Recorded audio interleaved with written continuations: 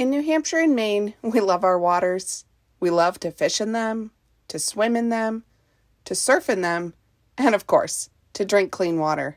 But there's a threat to our precious waters, something called stormwater runoff. I know, I love a cozy rainy day inside, and it's a great excuse to not wash my car. But have you ever wondered where all that water goes? Sometimes rain soaks into the ground, but a lot of it runs off rooftops, parking lots, lawns, and roads to become stormwater. And that often flows right into the waters we love, like Grady's Lake, Stonehouse Pond, the Lamprey River, the Salmon Falls River, and Great Bay Estuary. So why should we care about stormwater? Well, it puts a huge strain on our infrastructure. It floods our basements, washes out roads, weakens bridges, and damages culverts. And it's only becoming more of a problem. Have you noticed these things happening more often? And it's not just the volume of stormwater that's a problem, it's what it carries. Dirt, trash, and hidden pollutants, like fertilizers from our lawn, or that pet poop we forgot to scoop. We've all been there. So how big of a problem is stormwater in our region? Well, our water is cloudier, and when stormwater washes particles and grit, called sediment, into our waterways, they get cloudy, making it harder for fish to breathe, underwater plants to grow, and sometimes, after a big storm, not great to swim in. To make matters worse, pollutants stick to sediments. Think of a million tiny taxis delivering pollution to our waters in every storm. Then there's nitrogen and phosphorus, like the kind in lawn fertilizer. When too much of that gets into our waters, it sets off a chain of events that makes it harder for fish, shellfish, and underwater plants to survive. Bacteria, like the kind that comes from failing septic systems and pet poop, is another problem. When too much builds up in our waters, our swimming spots close, we can't eat local shellfish, oyster farms shut down, and the bottom line of our local stores and restaurants suffers. I know it's a lot, and I'm concerned too, especially with the growing populations here in New Hampshire and Maine.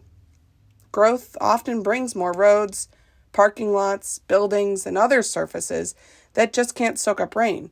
And even in the heaviest storms we're seeing, the stormwater problem gets worse. But here's the good news.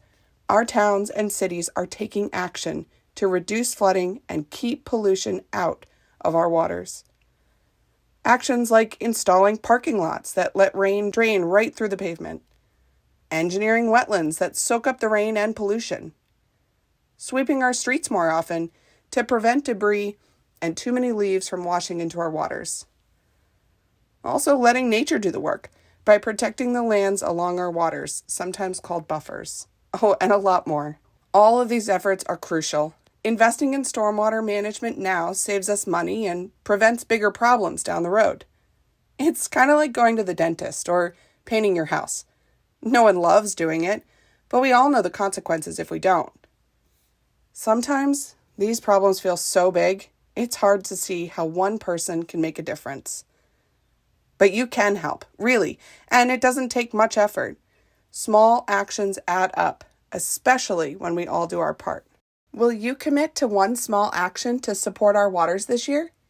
You could use rain barrels to capture water before it becomes stormwater. Or use less fertilizer or pesticides in your yard. That stuff washes into our waters. You could volunteer for community cleanups. And also support your community's efforts to protect our waters. Show up for municipal meetings. Call or email your officials and ask what they're doing to manage stormwater. Oh, and let them know you support their efforts to make our waters cleaner. That last one is essential. Municipal officials and staff need to know protecting our waters matters to you. When we show them we care, it gives them the backing they need to be working on solutions that protect us all. Bottom line, we have to tackle the stormwater problem together. That's the only way we can protect our waters and make sure they remain clean and safe for everyone today and for those who come after us.